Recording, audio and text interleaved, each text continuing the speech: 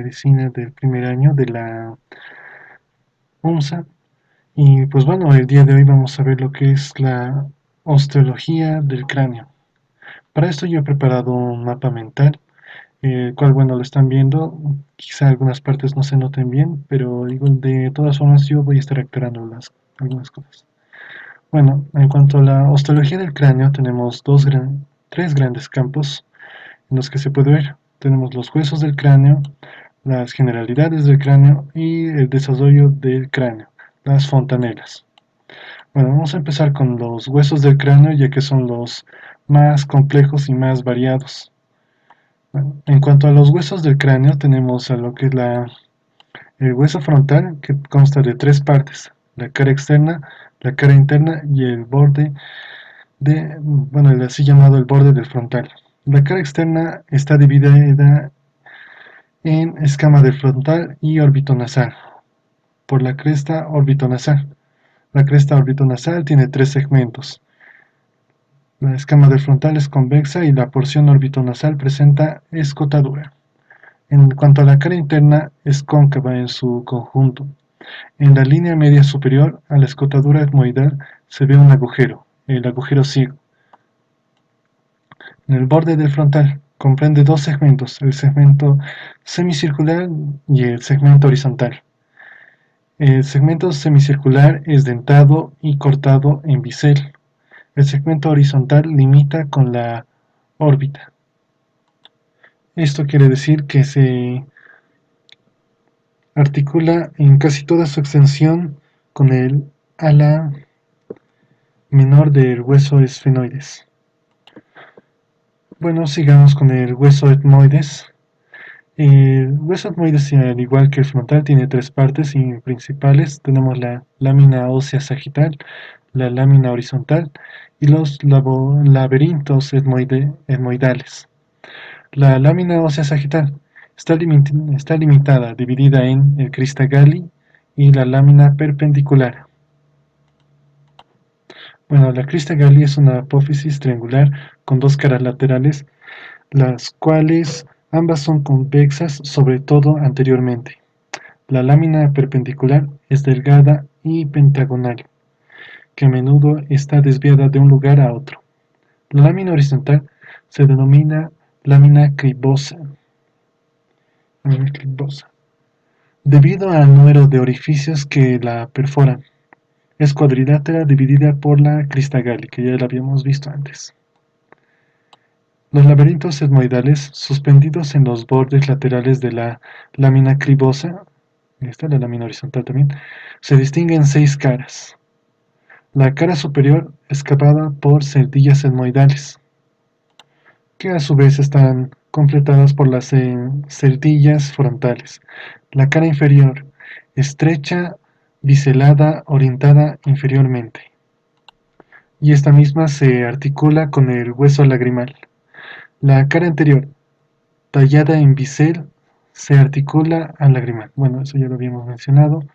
La cara posterior se une al esfenoides con celdillas, que estas a su vez son completadas por las cavidades correspondientes del cuerpo del esfenoides. La cara lateral es cuadrilátera, lisa y muy delgada. La cara medial irregular y origina, aquí me he equivocado, a laminillas recurvadas. Bueno, seguimos con el hueso esfenoides. El hueso esfenoides tiene, a ver, 1, 2, 3, 4, 5, 6, 7 partes recalcables, que son el cuerpo del esfenoides, las alas menores, alas mayores, la cara cerebral, la cara exocraneal, los bordes, la apófisis pterigoides. Bueno, empezamos con el cuerpo del esfenoides, que tiene al igual varias caras, tiene la cara superior, la anterior, inferior, posterior y las caras laterales. La cara superior, superficie cuadrilátera lisa denominada yugo esfenoidal. Cara anterior, forma parte del techo de las cavidades nasales. Cara inferior, constituye la parte posterior del techo de las nasales.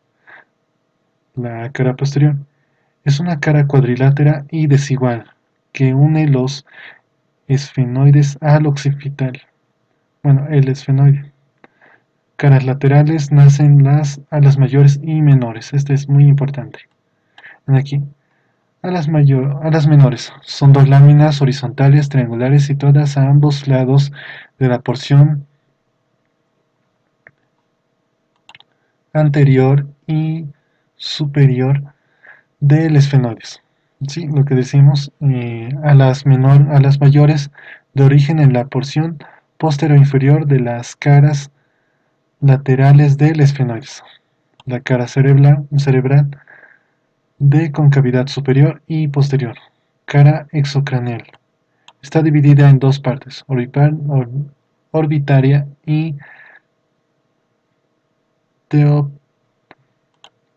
A ver, lo reviso. Es temporocigomática. Los bordes.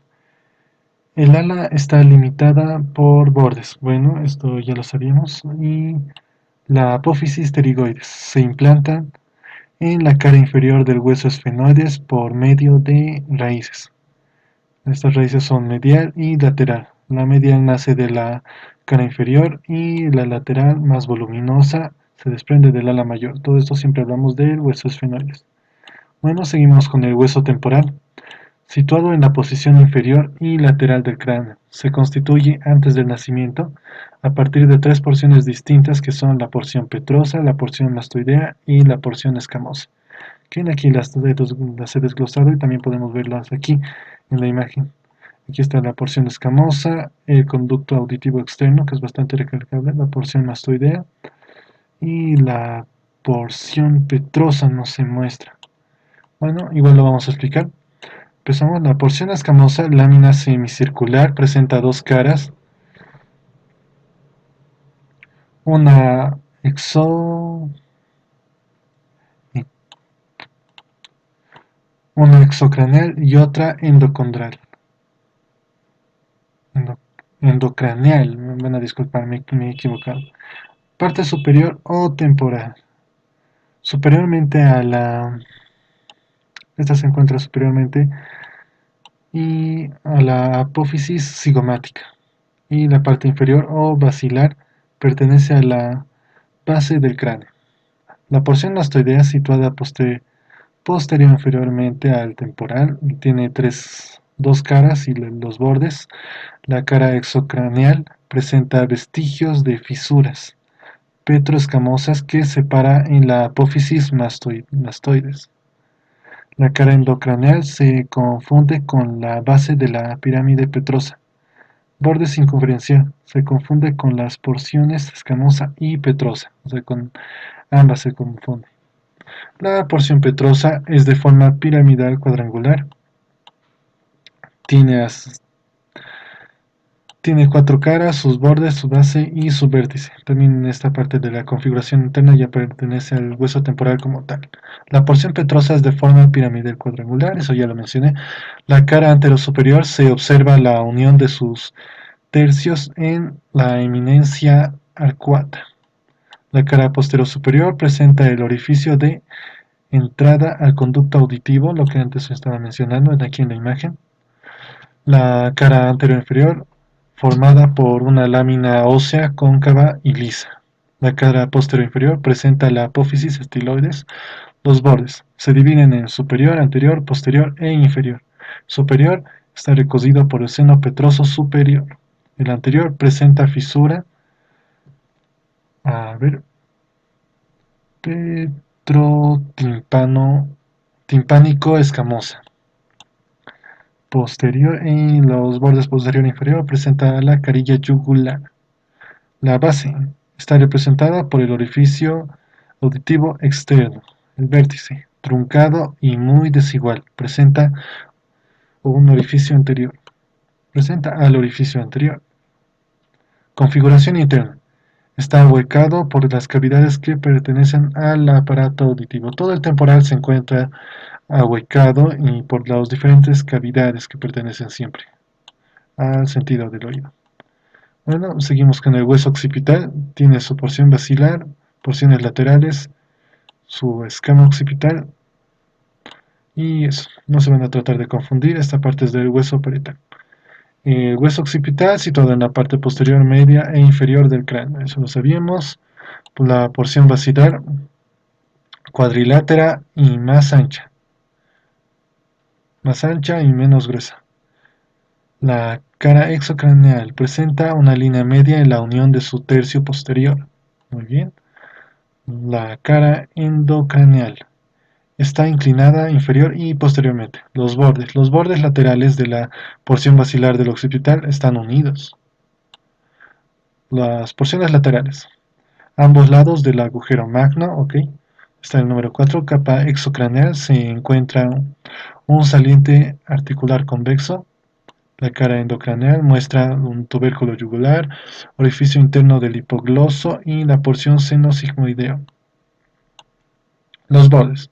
El borde medial limita lateralmente con el agujero magno, ya que el agujero magno es lo más representativo en cuanto al hueso occipital, que es por donde pasa la médula. La escama occipital es ancha, aplanada y romboidal. Tiene igual sus caras y su borde llano. La cara exocraneal hacia el centro se observa una eminencia media rugosa. La cara endocraneal en la línea media se ubica una eminencia, la protuberancia occipital interna. Los bordes. Los bordes superiores se articulan con los huesos parietales mediante la sutura dentada. Y los ángulos. Los ángulos laterales se separan los bordes. Muy bien, eso lo sabemos ya. El hueso parietal es plano y cuadrangular, situado a cada lado de la línea media. La cara externa exocraneal es convexa, recogida por las líneas temporales superior e inferior. La primera da inserción a la fascia temporal y la segunda al músculo temporal. Número 2. La cara interna o endocraneal es cóncava y deprimida, más profunda en su porción media, denominada fosa parietal, recogida por la arteria meningia media. Bueno, esto es la más representativa, también están las demás arterias que siempre dejan una marca. Bueno, bordes. El borde sagital es dentado y se articula con el borde correspondiente del hueso parietal. El borde escamoso con el frontal, con el frontal, el borde frontal. Ángulos.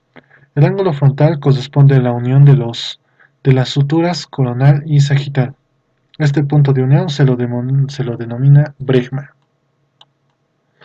Los huesos suturales, también denominados huesos wormianos, se dividen en suturales verdaderos y falsos. Muy bien, entramos con las... Vamos a ir primero con el desarrollo del cráneo de las fontaneras, ya que las generalidades del cráneo son muy extensas. Los huesos del cráneo no tienen el mismo origen, unos de osificación de un esbozo cartilaginoso y otros que tienen un centro de osificación calvarios. Eso siempre hay que tener presente, ya que algunos piensan que tienen el mismo punto de osificación. Las generalidades del cráneo. El cráneo es una caja ovoidea con su configuración externa y su configuración interna. Cada configuración tiene su calvario y su base, que aquí está muy resumido. Bueno, la calvaria es convexa, lisa y tienes a la glabela. En la base se divide en anterior y posterior. En la configuración interna, la calvaria es cóncava y está la línea media. En la externa tenemos a la glabela, en la interna tenemos a la línea media, la base con 3 fosas craneales. Bueno, gracias por su atención.